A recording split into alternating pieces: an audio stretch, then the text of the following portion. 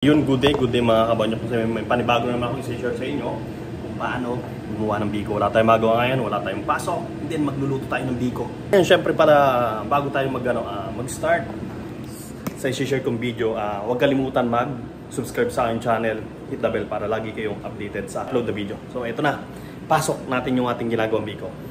Una natin gagawin ay gagawa tayo ng latik. Ayan, lagyan natin sa kawali, hinalo-halo, dire-diretso lang ang halo hanggang matuyo at maghiwalay ang mantika at latik niya. At syempre, sinabay na natin yung hipon habang nagluluto tayo ng latik. At eto na, malapit na tayong matapos ang ating latik.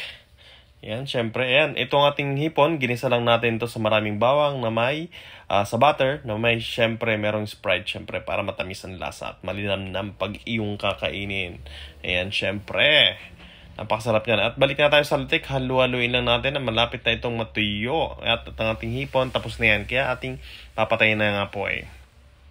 Ayan, syempre, ang latik natin, konti na lang, paghihintay, at tayo ay matatapos na rin sa paghahalo ng latik.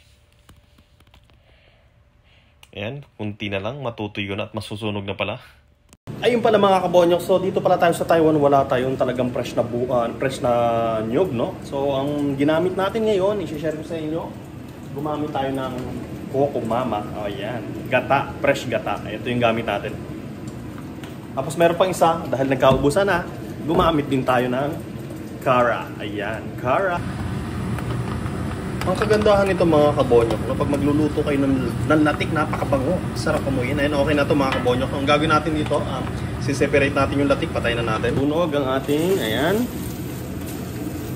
Mamaya na yung ating sinishare sa inyo. Eto, tapusin muna natin yung ating, ang tawag ditong latik. Eto na. Next natin gagawin, second part natin, magtutunaw tayo ng asukal, no? Ayan. Lagyan na natin yung ating, may gata na naman tayo.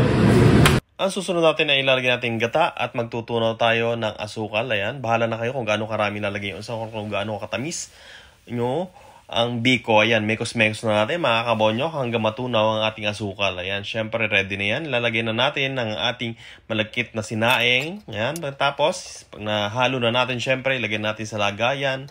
At syempre ready na natin yan. Lalagay ko na naman dyan ay yung ating latik. Nilagyan lang natin ng latik yung kalahati kasi baka merong ibang hindi ko makain ng lamay latik. So yung kabila kabila walang latik. Okay, ready na tayo. Ihanda natin sa lamesa. At yan na ilagay natin sa lamesa. Ayan, marami tayong syempre handa. Meron dyan chocolate, chicken, biko, chichirya, coke, and then syempre hindi mawala yung niluto nating hipon. Ayan, nandyan lang yung lahat. So ready na tayong kumain.